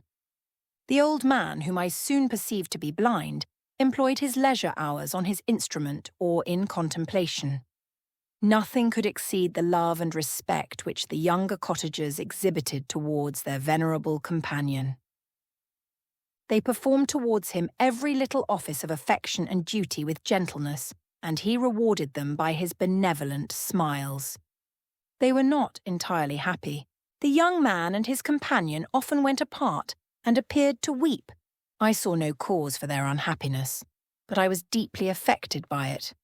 If such lovely creatures were miserable, it was less strange that I, an imperfect and solitary being, should be wretched. Yet why were these gentle beings unhappy? They possessed a delightful house, for such it was in my eyes, and every luxury. They had a fire to warm them when chill, and delicious viands when hungry. They were dressed in excellent clothes, and, still more, they enjoyed one another's company and speech, interchanging each day looks of affection and kindness. What did their tears imply? Did they really express pain? I was at first unable to solve these questions, but perpetual attention and time explained to me many appearances which were at first enigmatic. A considerable period elapsed before I discovered one of the causes of the uneasiness of this amiable family. It was poverty, and they suffered that evil in a very distressing degree. Their nourishment consisted entirely of the vegetables of their garden, and the milk of one cow, which gave very little during the winter, when its masters could scarcely procure food to support it. They often, I believe, suffered the pangs of hunger very poignantly, especially the two younger cottagers. For several times they placed food before the old man, when they reserved none for themselves. This trait of kindness moved me sensibly. I had been accustomed during the night to steal a part of their store for my own consumption, but, When I found that in doing this I inflicted pain on the cottagers, I abstained and satisfied myself with berries, nuts and roots, which I gathered from a neighbouring wood. Oh, I discovered also another means through which I was enabled to assist their labours. I found that the youth spent a great part of each day in collecting wood for the family fire, and, during the night, I often took his tools, the use of which I quickly discovered, and brought home firing sufficient for the consumption of several days. I remember the first time that I did this, the young woman, when she opened the door in the morning, appeared greatly astonished on seeing a great pile of wood on the outside. She uttered some words in a loud voice, and the youth joined her, who also expressed surprise. I observed with pleasure that he did not go to the forest that day, but spent it in repairing the cottage and cultivating the garden. By degrees, I made a discovery of still greater moment.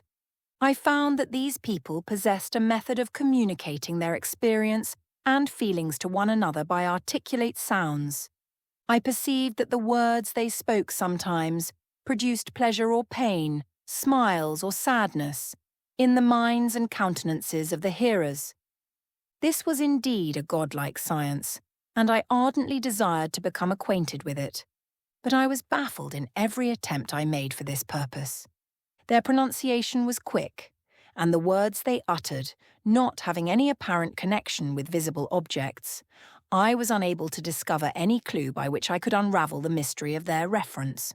By great application, however, and after having remained during the space of several revolutions of the moon in my hovel, I discovered the names that were given to some of the most familiar objects of discourse.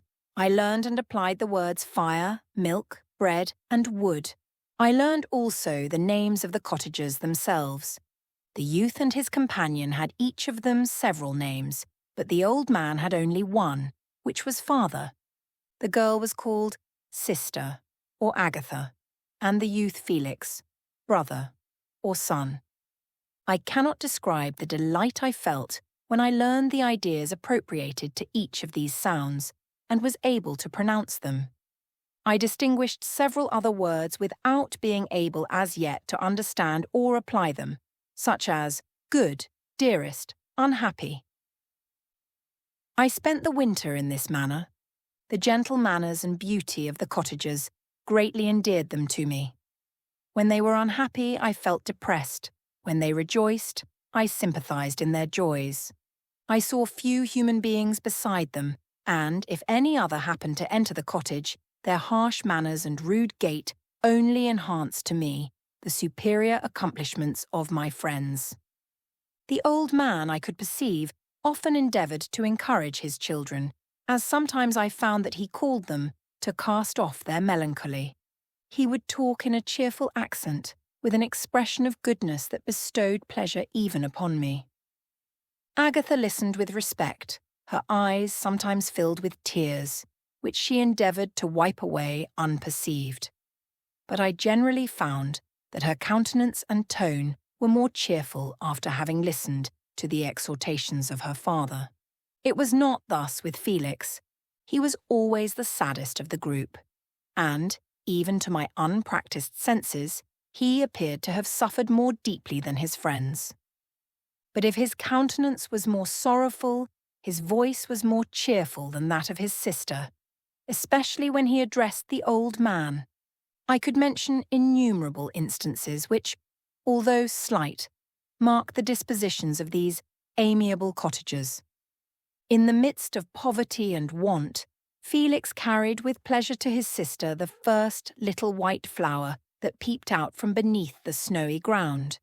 Early in the morning, before she had risen, he cleared away the snow that obstructed her path to the milk-house, drew water from the well, and brought the wood from the outhouse, where, to his perpetual astonishment, he found his store always replenished by an invisible hand. In the day, I believe, he worked sometimes for a neighbouring farmer, because he often went forth and did not return until dinner, yet brought no wood with him. At other times he worked in the garden, but as there was little to do in the frosty season, he read to the old man and Agatha. This reading had puzzled me extremely at first, but by degrees I discovered that he uttered many of the same sounds when he read, as when he talked. I conjectured, therefore, that he found on the paper signs for speech which he understood, and I ardently longed to comprehend these also. But how was that possible when I did not even understand the sounds for which they stood as signs? I improved, however, sensibly in this science, but not sufficiently to follow up any kind of conversation, although I applied my whole mind to the endeavour, for I easily perceived that, although I eagerly longed to discover myself to the cottagers, I ought not to make the attempt until I had first become master of their language, which knowledge might enable me to make them overlook the deformity of my figure. For with this also the contrast perpetually presented to my eyes had made me acquainted. I had admired the perfect forms of my cottagers, their grace, beauty, and delicate complexions. But how was I terrified when I viewed myself in a transparent pool? At first I started back, unable to believe that it was indeed I who was reflected in the mirror, and when I became fully convinced that I was in reality the monster that I am, I was filled with the bitterest sensations of despondence and mortification. Alas, I did not yet entirely know the fatal effects of this miserable deformity. As the sun became warmer and the light of day longer, the snow vanished, and I beheld the bare trees and the black earth. From this time Felix was more employed, and the heart-moving indications of impending famine disappeared. Their food, as I afterwards found, was coarse, but it was wholesome, and they procured a sufficiency of it. Several new kinds of plants sprung up in the garden, which they dressed, and these signs of comfort increased daily as the season advanced. The old man, leaning on his son, walked each day at noon, when it did not rain, as I found it was called, when the heavens poured forth its waters. This frequently took place, but a high wind quickly dried the earth, and the season became far more pleasant than it had been. My mode of life in my hovel was uniform. During the morning, I attended the motions of the cottagers, and when they were dispersed in various occupations, I slept. The remainder of the day was spent in observing my friends. When they had retired to rest, if there was any moon, or the night was starlight, I went into the woods and collected my own food and fuel for the cottage. When I returned as often as it was necessary, I cleared their path from the snow and performed those offices that I had seen done by Felix.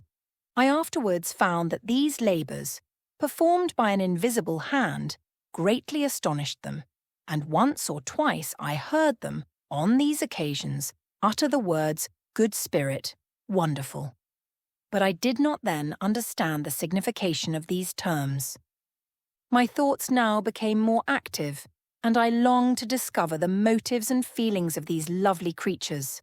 I was inquisitive to know why Felix appeared so miserable and Agatha so sad.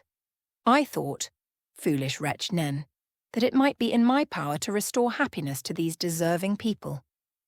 When I slept, or was absent, the forms of the venerable blind father, the gentle Agatha, and the excellent Felix flitted before me. I looked upon them as superior beings who would be the arbiters of my future destiny. I formed in my imagination 1,000 pictures of presenting myself to them and their reception of me. I imagined that they would be disgusted, until by my gentle demeanour and conciliating words, I should first win their favour, and afterwards their love. These thoughts exhilarated me, and led me to apply with fresh ardour to the acquiring the art of language. My organs were indeed harsh but supple, and although my voice was very unlike the soft music of their tones, yet I pronounced such words as I understood with tolerable ease. It was as the ass and the lapdog, yet surely the gentle ass, whose intentions were affectionate, although his manners were rude, deserved better treatment than blows and execration. The pleasant showers and genial warmth of spring greatly altered the aspect of the earth. Men who before this change seemed to have been hid in caves dispersed themselves and were employed in various arts of cultivation. The birds sang in more cheerful notes, and the leaves began to bud forth on the trees. Happy, happy earth, fit habitation for gods, which so short a time before was bleak, damp, and unwholesome. My spirits were elevated by the enchanting appearance of nature. The past was blotted from my memory, the present was tranquil, and the future gilded by bright rays of hope and anticipations of joy.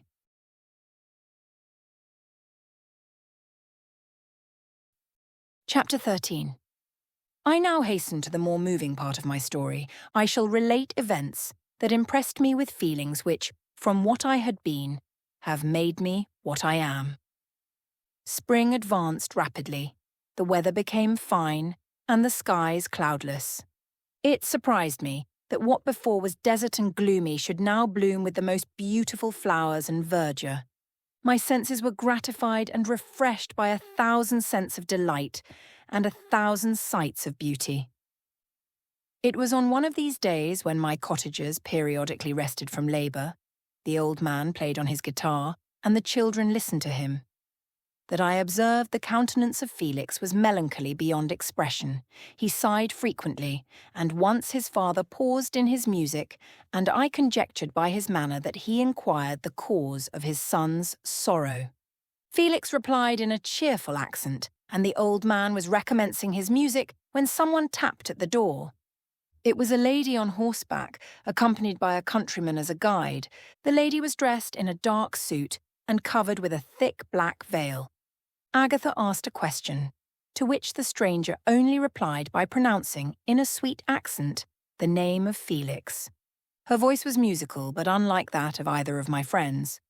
On hearing this word, Felix came up hastily to the lady, who, when she saw him, threw up her veil, and I beheld a countenance of angelic beauty and expression. Her hair of a shining raven black, and curiously braided. Her eyes were dark, but gentle, although animated, her features of a regular proportion, and her complexion wondrously fair, each cheek tinged with a lovely pink. Felix seemed ravished with delight when he saw her.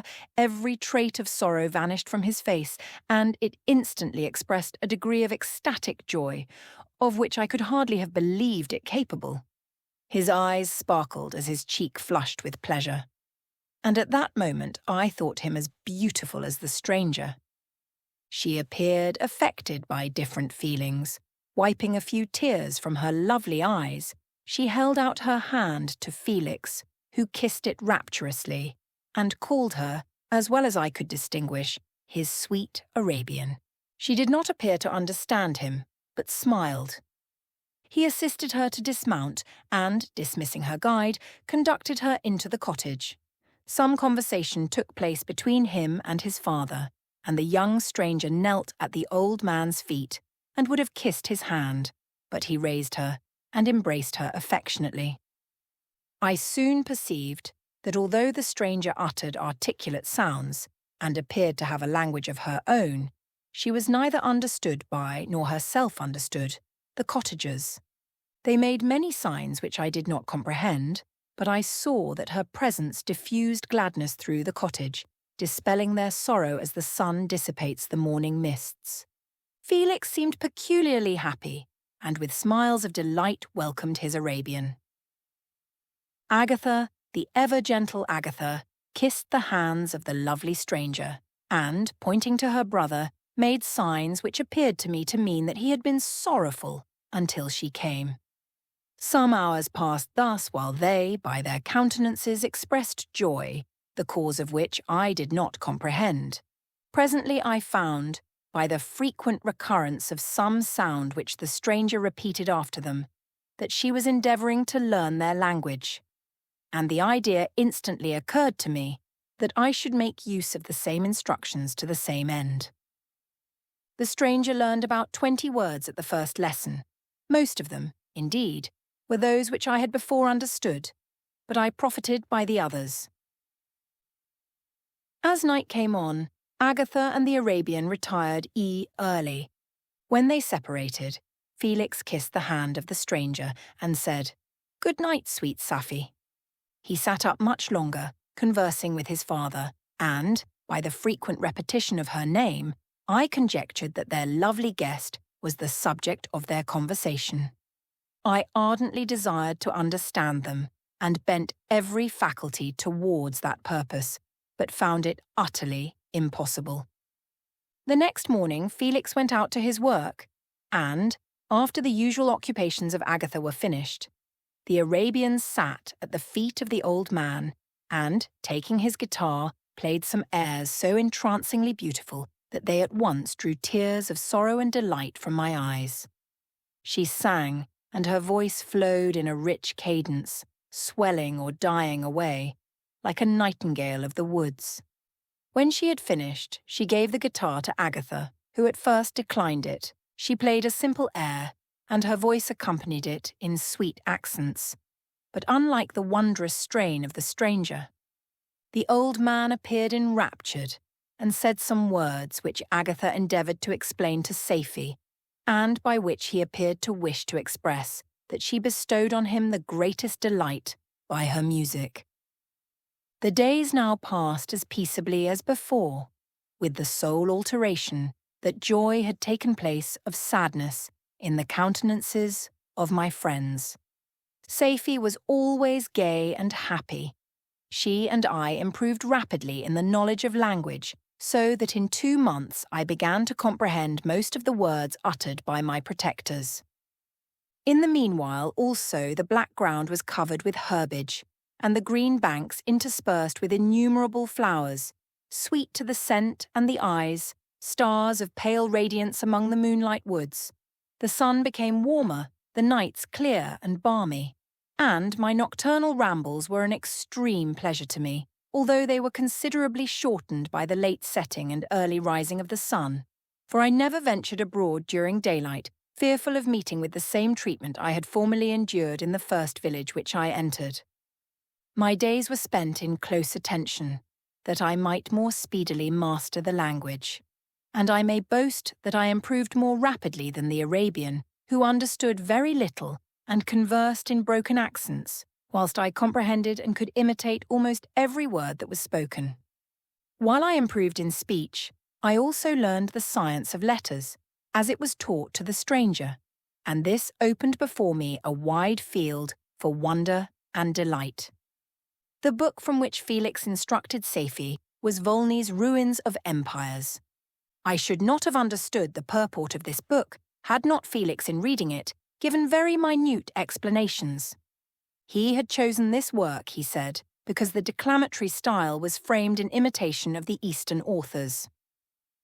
Through this work, I obtained a cursory knowledge of history and a view of the several empires at present existing in the world.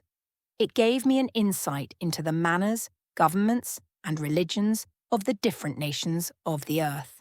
I heard of the slothful Asiatics, of the stupendous genius and mental activity of the Grecians, of the wars and wonderful virtue of the early Romans, of their subsequent degenerating, of the decline of that mighty empire, of chivalry, Christianity, and kings. I heard of the discovery of the American hemisphere, and wept with Safie over the hapless fate of its original inhabitants.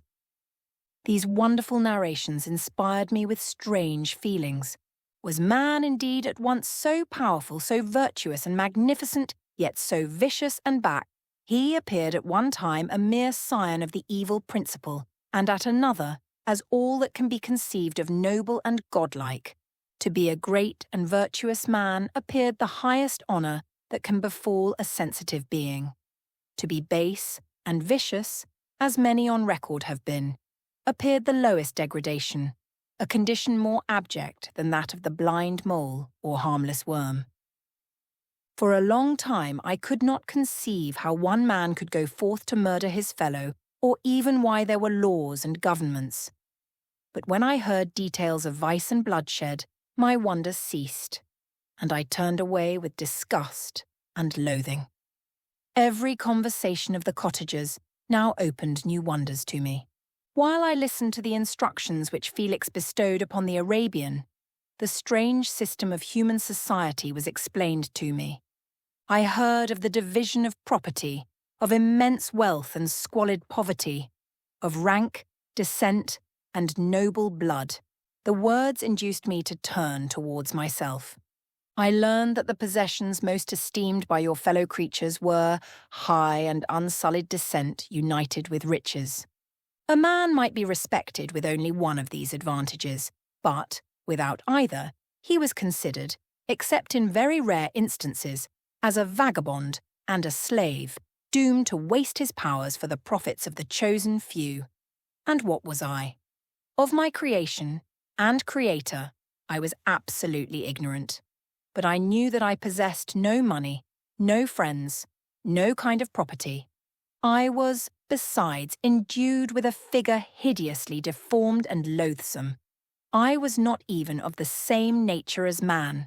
I was more agile than they, and could subsist upon coarser diet. I bore the extremes of heat and cold with less injury to my frame. My stature far exceeded theirs. When I looked around, I saw and heard of none like me. Was I then a monster, a blot upon the earth from which all men fled, and whom all men disowned? I cannot describe to you the agony that these reflections inflicted upon me. I tried to dispel them, but sorrow only increased with knowledge. Oh, that I had forever remained in my native wood, nor known nor felt beyond the sensations of hunger, thirst, and heat. Of what a strange nature is knowledge! It clings to the mind when it has once seized on it, like a lichen on the rock. I wished sometimes to shake off all thought and feeling, but I learned that there was but one means to overcome the sensation of pain, and that was death, a state which I feared yet did not understand. I admired virtue and good feelings, and loved the gentle manners and amiable qualities of my cottagers, but I was shut out from intercourse with them, except through means which I obtained by stealth, when I was unseen and unknown, and which rather increased than satisfied the desire I had of becoming one among my fellows. The gentle words of Agatha and the animated smiles of the charming Arabian were not for me. The mild exhortations of the old man and the lively conversation of the loved Felix were not for me. Miserable, unhappy wretch! Other lessons were impressed upon me even more deeply. I heard of the difference of sexes, and the birth and growth of children, how the father doted on the smiles of the infant and the lively sallies of the older child, how all the life and cares of the mother were wrapped up in the precious charge, how the mind of youth expanded and gained knowledge of brother, sister, and all the various relationships which bind one human being to another in mutual bonds. But where were my friends and relations? No father had watched my infant days. No mother had blessed me with smiles and caresses. Or, if they had, all my past life was now a blot, a blind vacancy in which I distinguished nothing. From my earliest remembrance, I had been as I then was, in height and proportion. I had never yet seen a being resembling me, or who claimed any intercourse with me. What was I? The question again recurred, to be answered only with groans. I will soon explain to what these feelings tended, but allow me now to return to the cottagers, whose story excited in me such various feelings of indignation, delight, and wonder, but which all terminated in additional love and reverence for my protectors, for so I loved in an innocent, half-painful self-deceit to call them.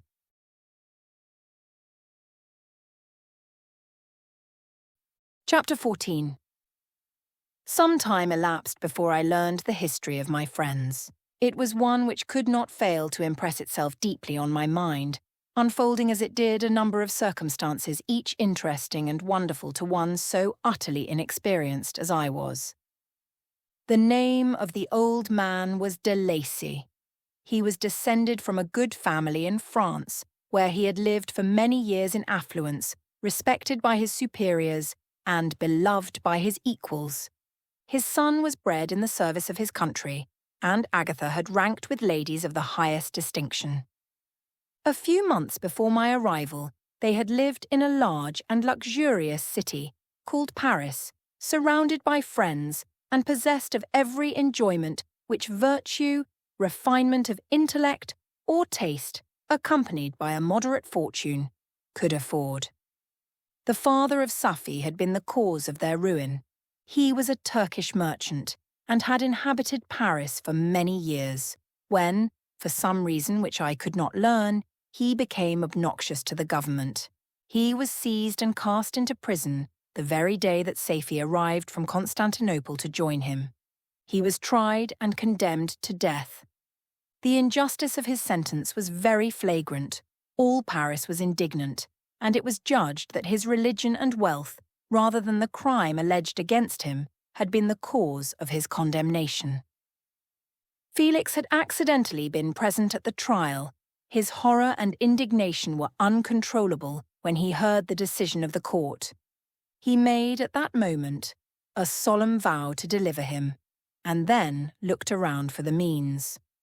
After many fruitless attempts to gain admittance to the prison, he found a strongly grated window in an unguarded part of the building which lighted the dungeon of the unfortunate Mahometan, who, arms loaded with chains, waited in despair the execution of the barbarous sentence. Felix visited the grate at night and made known to the prisoner his intentions in his favour. The Turk, amazed and delighted, endeavoured to kindle the zeal of his deliverer by promises of reward and wealth. Felix rejected his offers with contempt.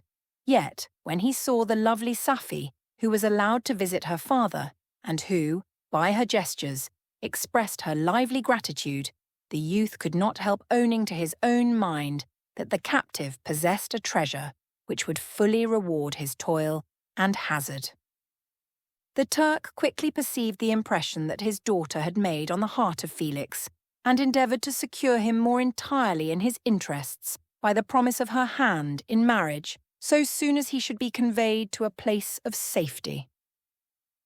Felix was too delicate to accept this offer, yet he looked forward to the probability of the event as to the consummation of his happiness.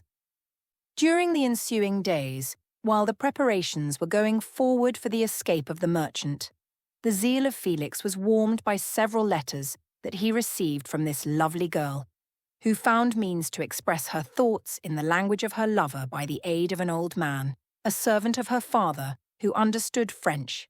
She thanked him in the most ardent terms for his intended services towards her parent, and at the same time she gently deplored her own fate. I have copies of these letters, for I found means, during my residence in the hovel, to procure the implements of writing, and the letters were often in the hands of Felix or Agatha. Before I depart, I will give them to you. They will prove the truth of my tale. But at present, as the sun is already far declined, I shall only have time to repeat the substance of them to you. Scifi related that her mother was a Christian Arab, seized and made a slave by the Turks. Recommended by her beauty, she had won the heart of the father of Scifi, who married her.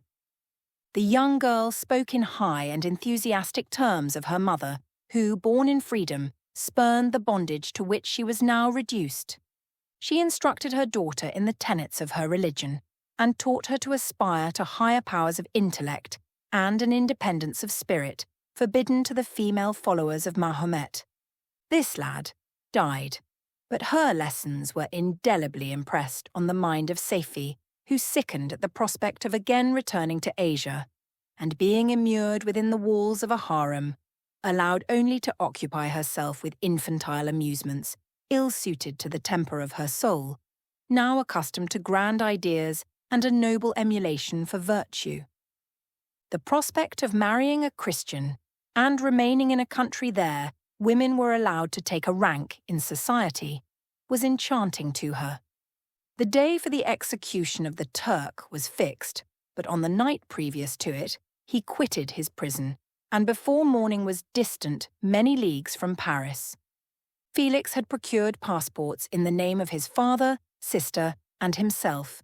He had previously communicated his plan to the former, who aided the deceit by quitting his house under the pretence of a journey and concealed himself with his daughter in an obscure part of Paris. Felix conducted the fugitives through France to Lyon and across Mont-Cenis to Leghorn, where the merchant had decided to wait a favourable opportunity of passing into some part of the Turkish dominions.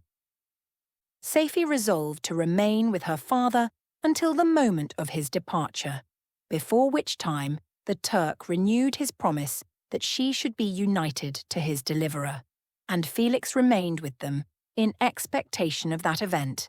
And in the meantime he enjoyed the society of the Arabian, who exhibited towards him the simplest and tenderest affection.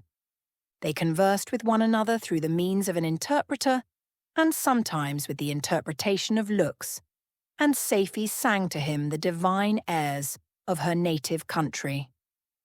The Turk allowed this intimacy to take place and encouraged the hopes of the youthful lovers, while in his heart he had formed far other plans. He loathed the idea that his daughter should be united to a Christian, but he feared the resentment of Felix if he should appear lukewarm, for he knew that he was still in the power of his deliverer, if he should choose to betray him to the Italian state which they inhabited. He revolved 1,000 plans by which he should be enabled to prolong the deceit until it might be no longer necessary, and secretly to take his daughter with him when he departed. His plans were facilitated by the news which arrived from Paris. Less than yen. The government of France were greatly enraged at the escape of their victim, and spared no pains to detect and punish his deliverer.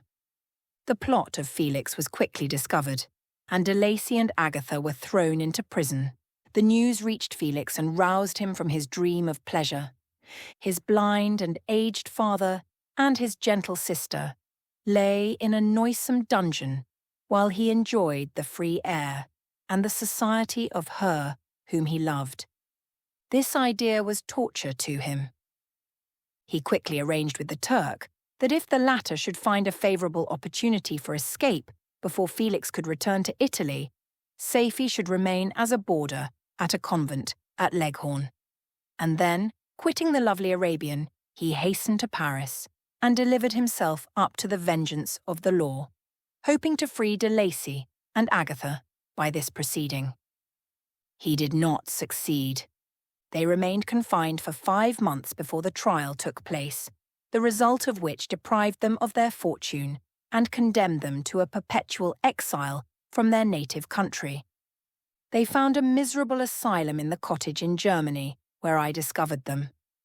Felix soon learned that the treacherous Turk, for whom he and his family endured such unheard-of oppression, on discovering that his deliverer was thus reduced to poverty and ruin, became a traitor to good feeling and honour, and had quitted Italy with his daughter, insultingly sending Felix a pittance of money to aid him, as lie said, in some plan of future maintenance. Such were the events that preyed on the heart of Felix and rendered him, when I first saw him, the most miserable of his family.